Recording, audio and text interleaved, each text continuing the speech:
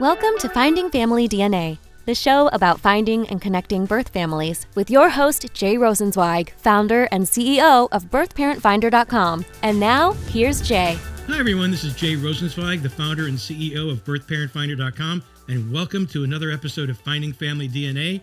And today is a little different because we're bringing in a guest that's not one of our clients. We didn't work her case, but we'll get to her in a minute. But I'm glad to welcome again our co-host, Misty Gillis. Misty, we've been busy, haven't we? We have been busy. We've had a lot of unique cases kind of coming through, and a lot of team effort has been at play between you and me. And what I didn't tell you is the one case that I solved a few days ago. I'll say his first name. His first name is Jeff. Remember I said that both sides, birth father, birth mother side, won't talk to me? Yeah. Well, I got a phone call this morning from a first cousin of the birth father. Oh, that's wonderful. And the birth father pretty sure of this, has no idea in 1967 he fathered a child. Yeah, that's pretty common. It probably had no clue, and probably when I left him a message, if it was his number, he probably thought I was a scammer and had no idea what I was talking about. Right. So today's story has to do with a woman who wrote 3 books throughout her lifetime regarding her life story, her adoption, struggles, et cetera, et cetera. We'll get into that. But we've had clients that wrote books. We have had clients that did documentaries. We've had clients that tell their stories through social media. And it's a big thing. And I commend people for doing that. And with that, I'm going to bring in our guest, Linda Pevac, who's also known as Emma Stevens. And she's written 3 books, and I want to get this right: The Gathering Place, A Fire is Coming, and Choosing to Breathe. So, Linda, welcome to our show. And you're a busy person, and I want to commend you for everything you've done. Well, thank you, Jay and Misty. It's really nice to be here. And yes, I guess I have been pretty busy for the last 5 years because I was able to do all 3 of those books in about 5 years' time. That is pretty incredible. And I hope you didn't use AI to do those books. No, I don't think AI would have even understood all the ins and outs of. I wrote them so quickly because they were just sitting inside me for my lifetime. And so they really did come pouring out of me, is why I was able to write them so quickly. I knew exactly pretty much what I wanted to say. And you were adopted shortly after birth. And I don't know the state. What state was that? It was Denver, Colorado. So and I believe you're in Oklahoma now, correct? I'm in Oklahoma now. Right. So this was the early 1960s. And from what I read about you, and like I said, I don't know the whole story, that your birth parents were transparent with you about being adopted from a young age, correct? Yes, I remember as early as 3 years old when I was told that I was adopted. And that's hard to understand at 3, isn't it? Very much so, especially because it was delivered with attitude of, we're telling you this information, but we're never going to bring it up again. And so I realized it was taboo from even that early of an age to my parents' fragility over being adoptive parents meant that I was to never bring it up and never act as though I was an adopted child. I wouldn't be able to even tell other people because that would highlight to my adoptive parents that indeed happened. So there was a time where you obviously got a little older, got a little wiser, and realized, I need to know who I am. And when did that take place? You know, Jay, I think I knew my entire life since the time of being told that there was someone out there that had given birth to me, but now she's gone. And I had this really deep desire to meet her. And I think I was planning all my life to go on that search. It didn't happen until after I was out of college and I was in my own apartment. And I really did it in secret in 1987. And at 1987, you were probably in your early 20s? Yes, I was maybe 22, 23, because it took me about 3 years before I really got some solid information. When you say solid information, what did you receive? Well, I just didn't have much to go on at all because I couldn't ask my adoptive parents, even for the adoption decree. And so it was hard for me to do the search without any kind of resources. I wish I'd had your investigative qualities back then, but all I could do was call people on the phone, look at old phone books, I would drive to Denver to look through papers and documents and old phone books, trying to make any information stick together. But it wasn't until I went to the adoption agency and was told that my birth mother had written a letter after I was born, and she used her her real name for the first time. But they didn't give you that name. Of course not. They had it in their file. They were looking at it. And when they gave me a copy when I left, they redacted her name, and I just had the body of the letter. And it's funny because I've had cases where the client had the mother's birth name, and I go, "Where'd you get this?" He goes, "Well, I went to the Hall of Records, and the clerk felt so bad for me that she wrote it down on a piece of paper and said, 'Here you go, but don't tell anybody.'" That does happen every once in a while. Yeah. But how did you actually get her name, though? Okay, well, I had traveled to Denver 10 hours from Tulsa, Oklahoma to Denver, just to get that information, non-identifying and a body of the letter without her name. I had all that time to think all the way home. And at that point is when I knew I had to break into the adoption agency, get the letter, and try to read the name for myself. So wait a second. You pulled a Mission Impossible then. I did. So I want to hear this story. I want to hear it exactly. Look, I've been an investigator since 1982 for well over 40 years. And I've never done anything like that. And I had the opportunity to, but I would never do that. So I want to hear how you exactly did that. I had a boyfriend at that time that lived in Denver.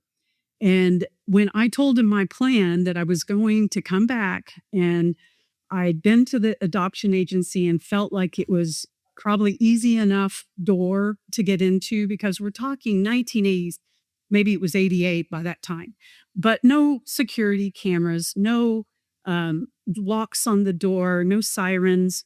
And we were able to take a flathead screwdriver and pop the door open without too much trouble. We caused a little damage, but relatively it was easy to get inside. And we were petrified. I tell you, I just knew the sirens were going to be blaring at any moment, and we were going to be arrested and taken to jail.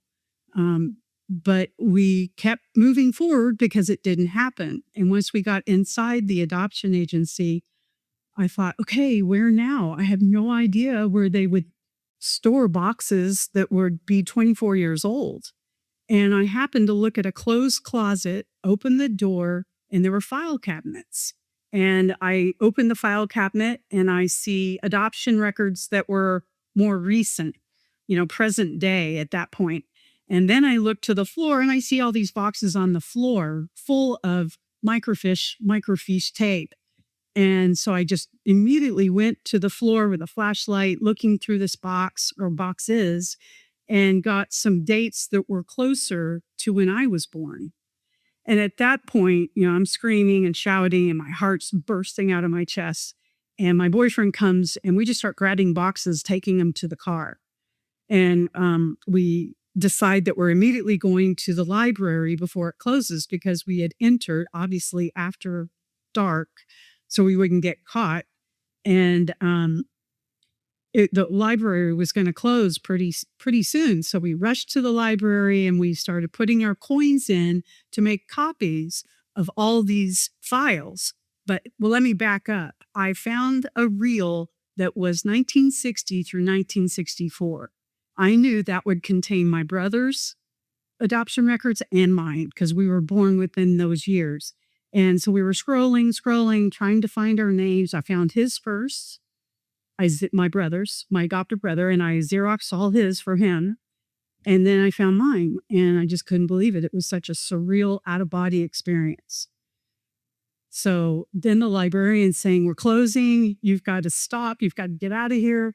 And we just barely got the rest of my file copied, and then we were at the door with all the boxes. That's amazing. What a story. But at this point in the story, everyone's like, well, then what did you do? You didn't keep those boxes, did you? And I did not. So we went back and broke back in to the adoption agency, making sure that there were no sirens going off and no one was around. So we just went right back in the door that we had broken into, put the boxes right back where they were, slipped out, and we were gone. And that was it. And was that the same night? Same night, yes. So they would have no idea that anyone broke in, looked at the files, and tampered with anything. Not, but we did damage the door enough to where we couldn't really close it very well anymore, and it wasn't locked anymore. So, I would think that they had to at least question it, but they probably could see that nothing was taken. So I never got a phone call. I never got a visit from a police officer, and it was over. So technically that is a felony. And I know. Fortunately for you, the statute of limitations has expired. I know. I've since talked to the old police sergeant from the area that I'm talking about, and he assured me that the statute of limitations is expired, so I don't have to worry anymore. That's really wild. And the crazy part is, well, it's not crazy, but you did your brother a solid. You were adopted from the same agency, and you looked up his record too. And you were able to get his information also? Yes, I did. But my brother felt very differently about being adopted. He never owned his adoption angst, or that it had anything to do with any of the serious problems that he had throughout his life. And so when I said, look what I've done for you, I've gotten your records. And he said, I don't want those. And I had to respect that he had a different opinion. And he died just a few years after that. It's interesting. And I have friends who were adopted, and their life with their family was so good. And they were so secure in their adoption and the way they were raised. And not everyone's different. They had no desire, particularly this one guy had no desire to search out for his birth family. Even to this day, he goes, I this is my family. But obviously your story's very different. And look, Misty will tell you that we've had thousands and thousands of cases, and everyone has a different story. Everyone has different feelings. Everyone looks at it differently. No two people are the same. The news anchor that I work with, we worked together on season 1 of this show, and also with KTLA, Chris Schabel. His adoption story was a great one. He's biracial, and he was adopted by white people in Boulder, Colorado.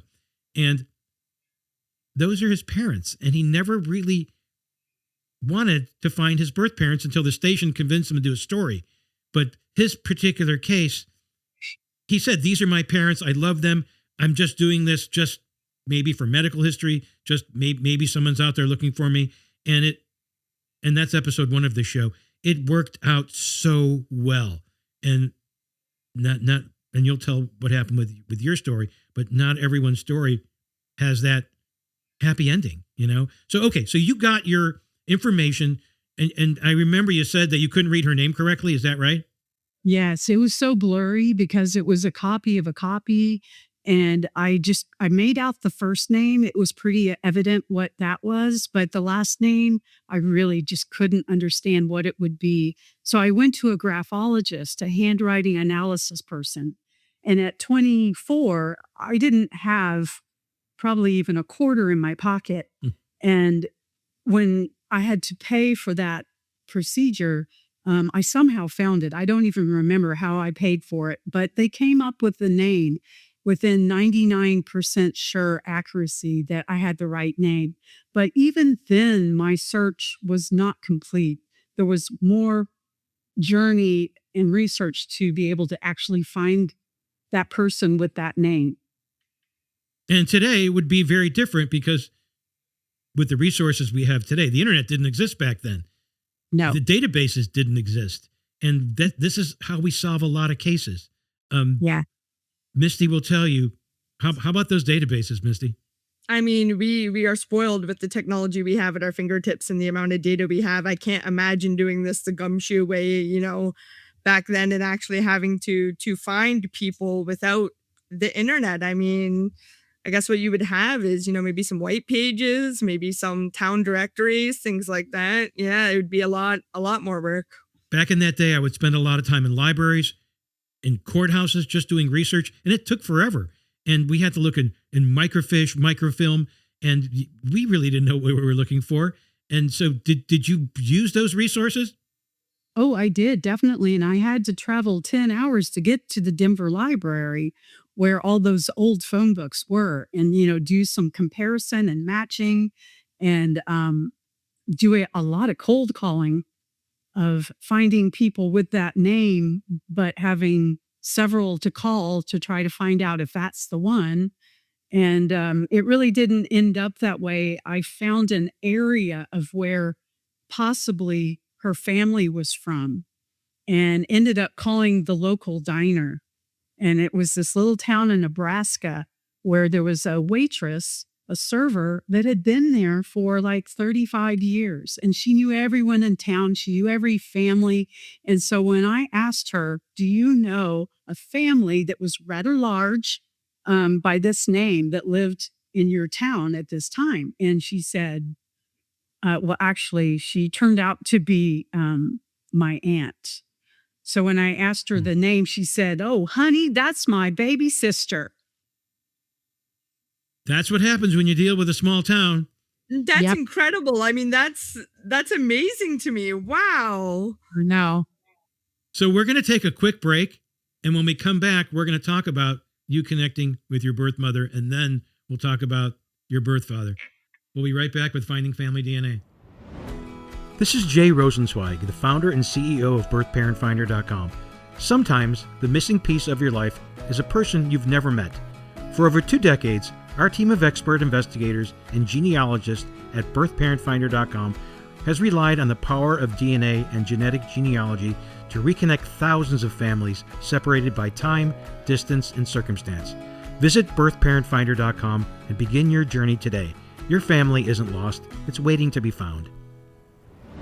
Welcome back to Finding Family DNA, and just want to let everyone know that I have these Birth Parent Finder mugs. I have 2 boxes of them in storage, and if anyone wants one of these mugs, I will give them to them free, but all you have to do is pay the shipping. So if you're interested in one of our Birth Parent Finder mugs, email me at j@birthparentfinder.com, give me your address, and I'll tell you how you can get one of these mugs. And also, remember, subscribing to this show helps support our pro bono cases.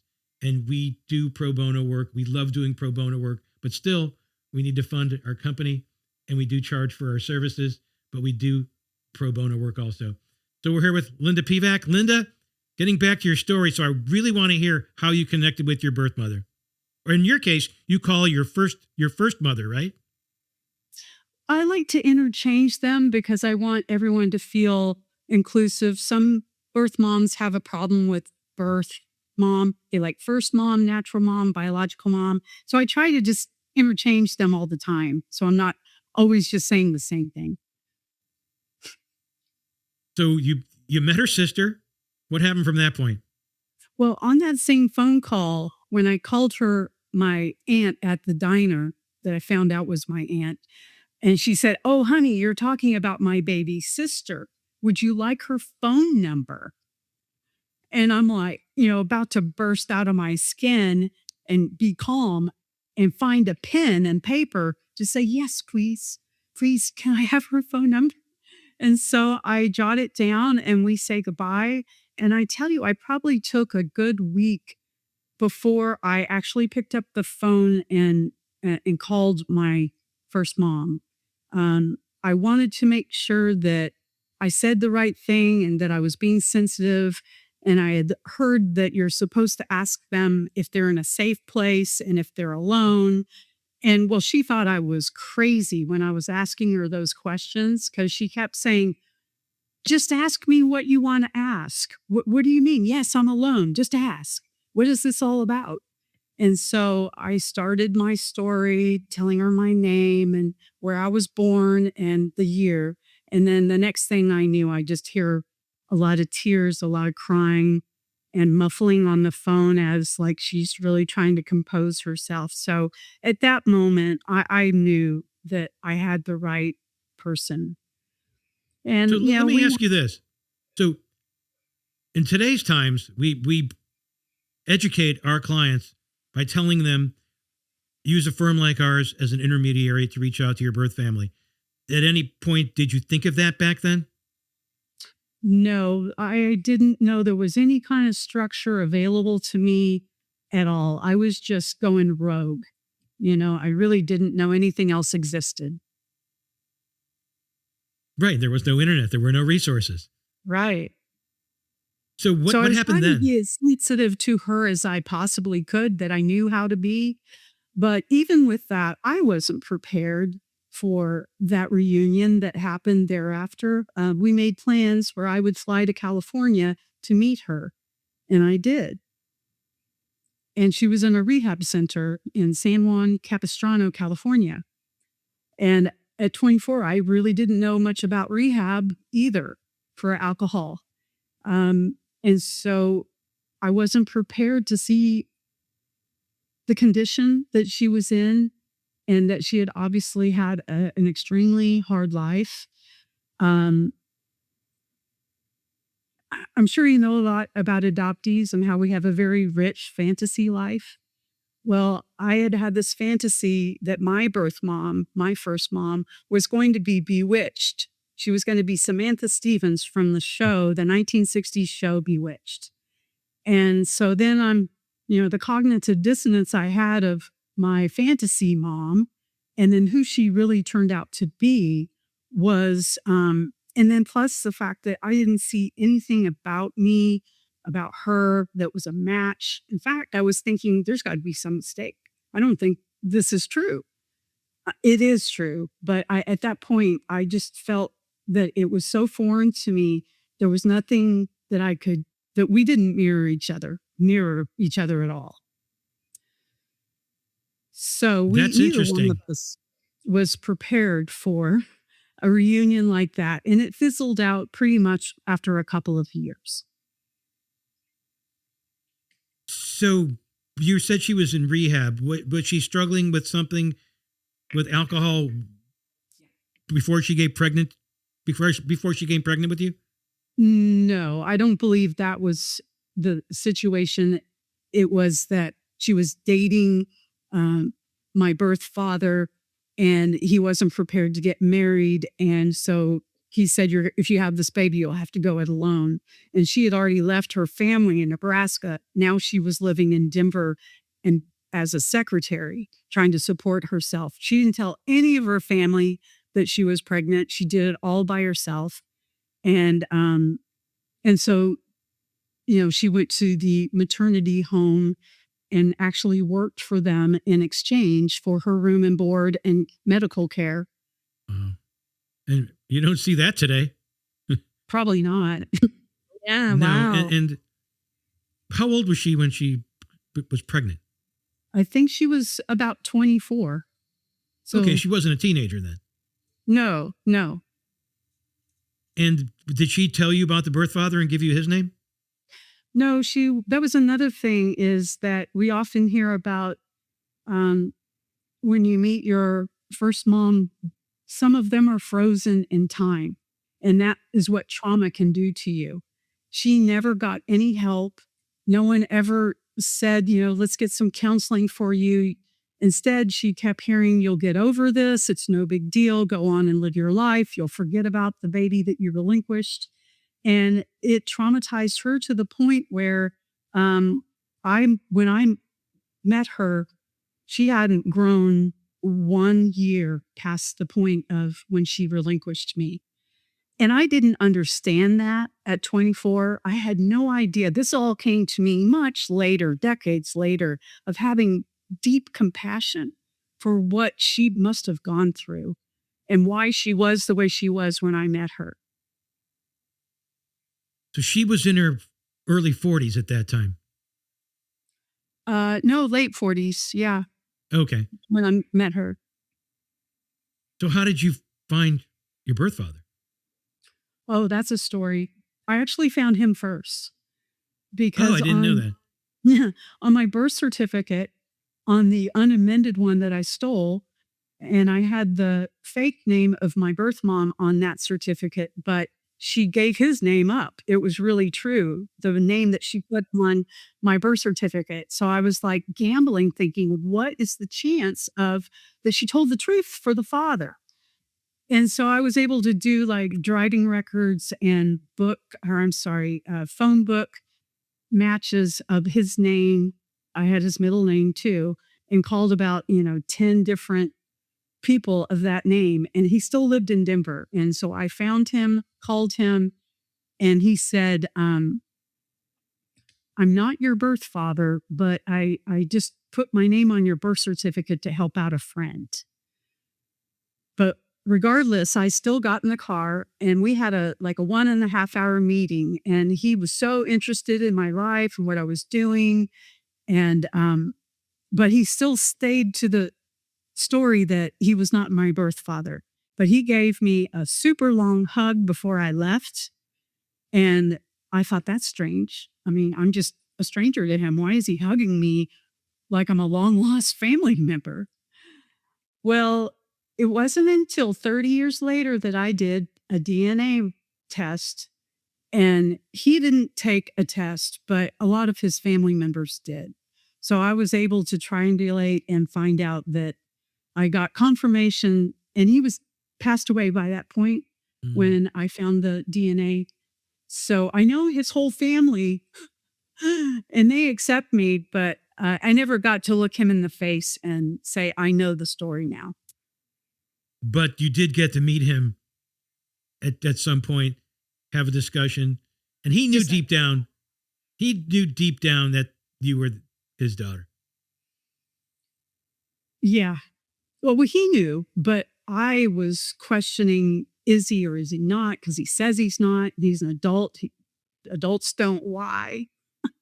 And when did you take that DNA test? It was only about maybe 7 years ago. And listening to your story, you recently, in the last couple of years, had a DNA surprise that showed up? Well, that was my DNA surprise because I thought it was more recent than that. No, that was the confirmation that that I did meet my birth father. And that doesn't happen very often in those situations. And Misty, you've looked at thousands of birth certificates in these situations, and almost 10 out of 10 times you will not see the birth father's name. And if you do, it's somebody else. And we get a lot of those cases. And this is pretty crazy that she put down the real birth father's name. And then opted for a fake name for her. Yeah. Yes. I almost didn't trust it. I wouldn't either, yeah. No, I was gambling everything at that point. So I just thought, well, what if she did tell the truth? Mm-hmm. So I followed that lead and it turned out to be true. Wow. So this is a pretty fascinating story that we won't get into the depths of, but I want to cover something before we let you go. A couple things. One by one, the first book was The Gathering Place? Yes. Okay, what was that book about? It was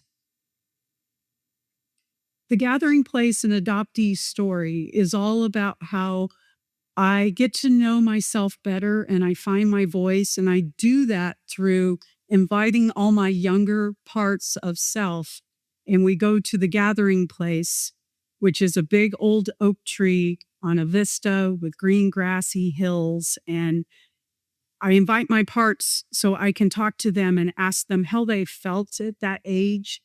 And I tell them, I'm an adult now. We made it through. Thank you for everything you did. You helped us survive. And so I think it's a really beautiful way to weave my actual story around these younger parts.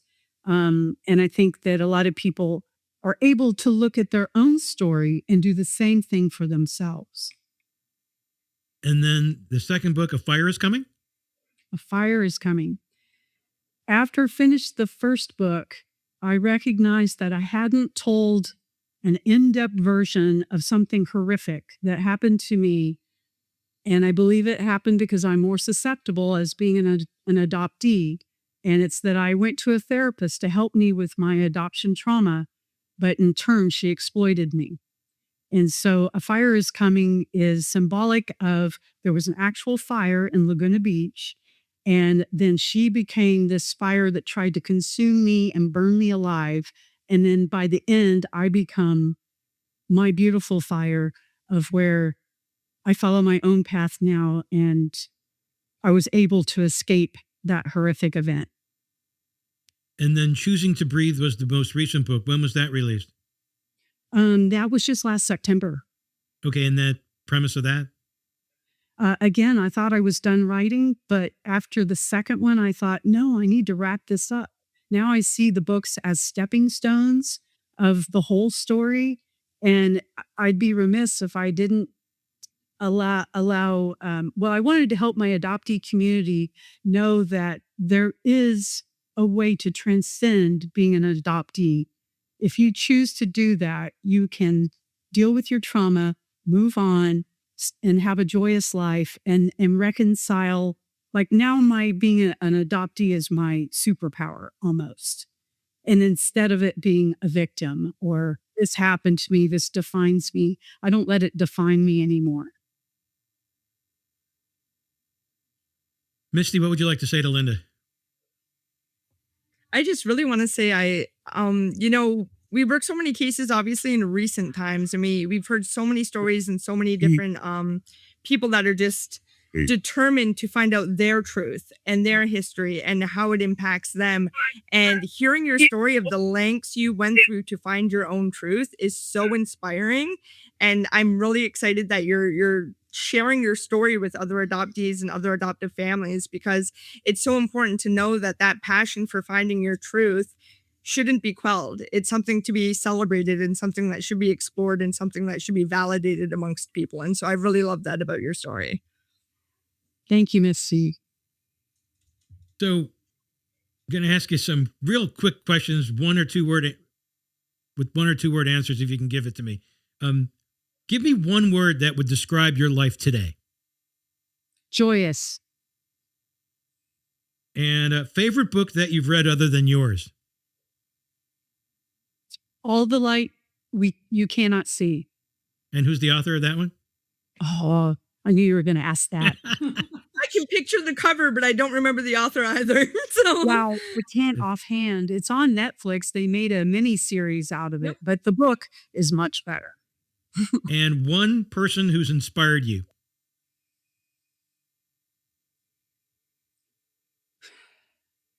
When I got some really good, healthy counseling, I have a counselor that helped me go through a catalyst in order to get to the joyous place where I am now. Wonderful. And before we wrap this up, and we ask this question in all our episodes to our guests, what message would you like to send to our audience or another adoptee who's struggling to get the truth and went through similar things that you went through? I think that there are some adoptees that still don't know that there is a huge community out there that they can plug into with tools and resources and support pages. And it just really does something to us, regardless of whatever, situation you have. When you feel like you're not the only one there, it just helps you know that you can have hope and faith that you can move on and go towards your truth. And if they get connected with their community, it just really helps not to be alone. And that's a really good message. And I'm so glad you were here with us today. I'm glad I found you. And I found you through the people I reached out to on this California adoption bill. And they said, oh, contact Emma Stevens is the name they gave me. That's it. Was it Paul Campbell? It was somebody else from that group. Okay. Oh, I forgot to ask you. How do people, if they want to buy your book, where do they go? Well, all three are on Amazon, and they're also all three on Audible if you prefer to listen.